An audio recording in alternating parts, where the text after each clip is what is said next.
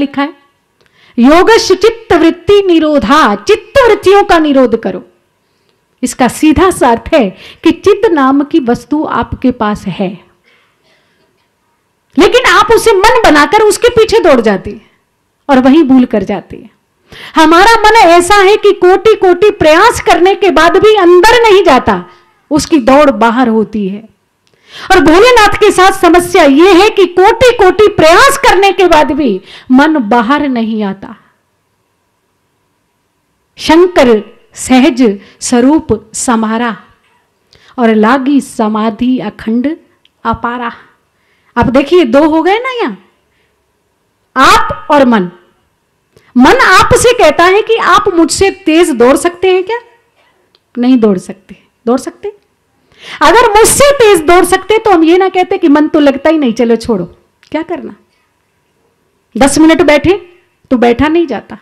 मन के समक्ष हम हार मान जाते हैं, उस वृत्ति के समक्ष हम हार मान जाते हैं। अगर हम उसके समक्ष हारे नहीं तो हम भी तो कह सकते हैं, तुझे भागना है जितना भाग, मैं तेरे पीछे भागने वाला नहीं, क्योंकि मैं अलग हूं और तू अलग है। मन समेत जही जान न बानी और तरकी न सकई सकल अनुमानी। साधना का श्री गणेश यहीं से होता है। मन जन्य वृत्ति को सदैव संभाल के रखिए, क्योंकि यह मन आपको अपने पीछे ले जाता है। वायु से तो दुष्कर्म, इसको वश में करना वायु से भी अधिक प्रबल है। तस्य अहम निग्रहम मन्ये वायुरिव दुष्करम।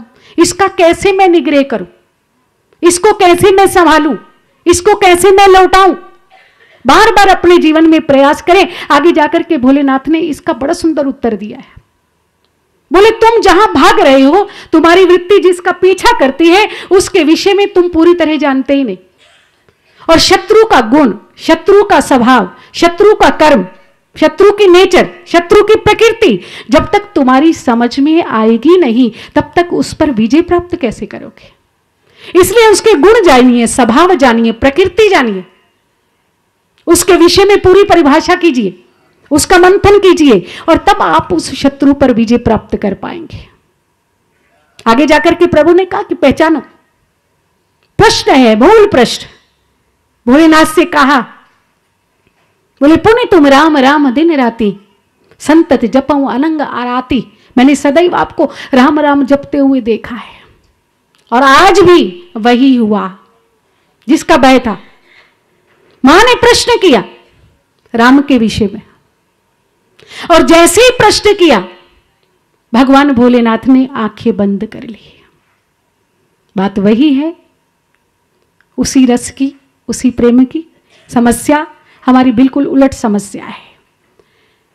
उसके लिए आपको समझना पड़ेगा कि शिव नाम आत्मा का है, शिव नाम विश्वास का है, शिव नाम समष्टि अहंकार का है, और शिव नाम भगवान शंकर का है। कई स्वरूप हैं भगवान भोलेनाथ की। भोलेनाथ भगवान संहार के देवता है। अगर आत्मा रूपी शिव की पहचान हो जाए तो हमारे जीवन में साधना के जितने भी बाधक हैं, उन सब का संहार करना नहीं पड़ेगा। शिव के प्रवेश पाते ही वो सब के सब अपने आप पलायन करना प्रारंभ कर देंगे। काम, क्रोध, लोभ, मोह, मद, अविवेक, ईर्ष्या, मात्सर्य, ये जितने भी दोष हैं, जैसे शिव रूप आत्मा का हमें ज्ञान होगा, जब ध्यान आएगा तो उनके हृदय में प्रवेश पाते ही